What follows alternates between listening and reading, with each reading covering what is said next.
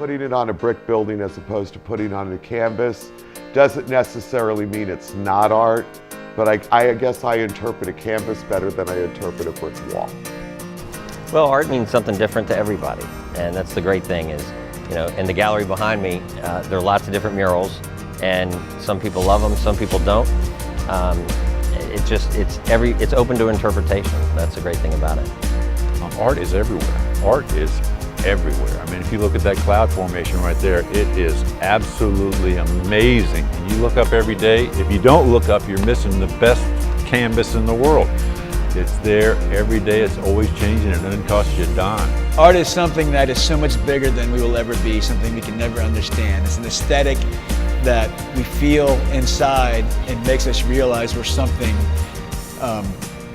we're part of something that's, like I said, bigger than we could ever understand, but we're all together within it.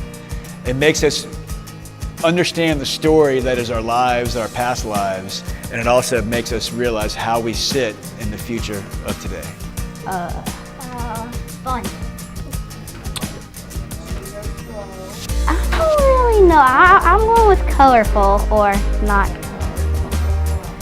I say expression. Good one. That one.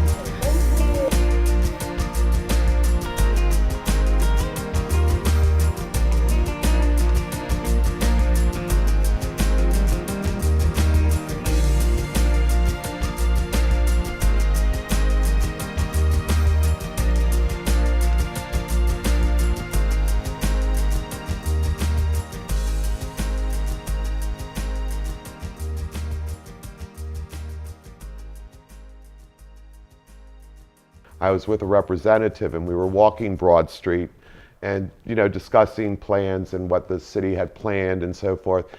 And I remember the representative proudly said to me, Broad Street is Richmond's window onto the world.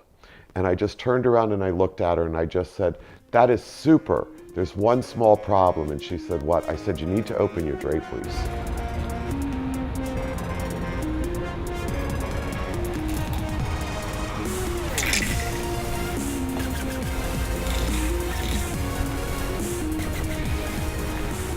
I was called by a business owner, a computer shop, ALB Tech, and he saw my work and he loved it. And what happened was he loved it so much that he asked me to do a mural in his building. And so the mural was to be an advertisement for his business, and I did it. And he loved that so much that he said, hey, I have this wall in the back. Why don't you do whatever you want on it? And to me, that was like, oh, it's awesome. I get to, like, you know, go and do whatever I want to do on the back of this building. And so I did it. And that was the beginning of that piece right there. It really just spoke about how I felt everyone was feeling at that time. Controversy in that story was that there's a bed and breakfast right behind that shop. So that shop came to the business owner of ALB Tech and said, hey, we hate this mural. Please take it down.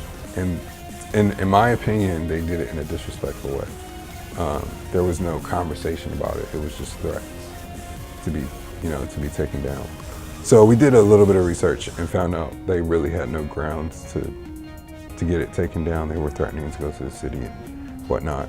And so I kind of said, all right, well, I'll take it down. And I made the mural about a censorship. It was mainly me, Michael Broth, and Hamilton Glass that kind of sat around and decided who we were going to bring in. And that was awesome because we brought in a lot of the folks that I knew from the past. And then Michael had some ideas, and same thing with Hamilton had a couple artists that he really liked that he wanted to try to get, and so it worked out really well. But for me, so if we brought in 30 artists that are kind of internationally known, I wanted to make sure we had 20 or 30 local artists too.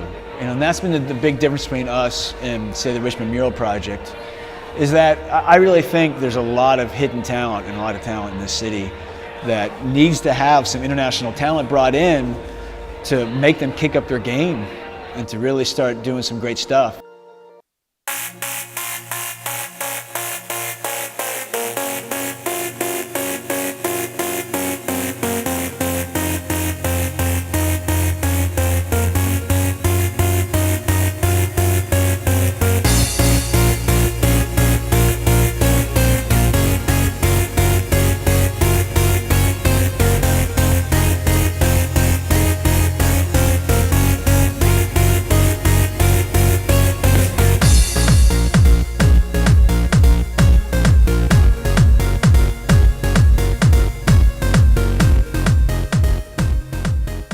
Our definition of art gets broader and broader every day. And if people step outside of sort of a traditional definition of art, they will realize so many different outlets that are artistic. We have what's called our Culture Works Grants program championed by Altria. And that is a program that is available to nonprofit organizations that have operating budgets of $500,000 or lower. And that funding for that program comes directly from Altria, and we serve as the manager and the facilitator of that program. That process then allocates the funding based on how much funding we have and how much they've requested. We always get far and above more requests than we can fund.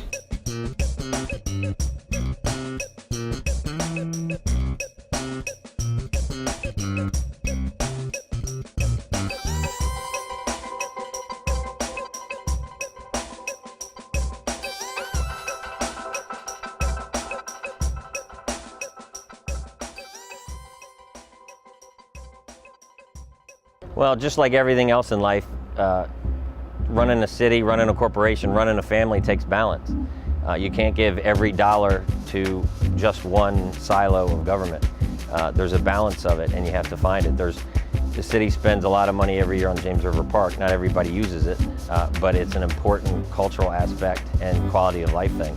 The arts are just as important. If you totaled up what the arts mean to Richmond in terms of number of jobs, how much economic impact they generate every year, they would be the equivalent of a Fortune 500 company.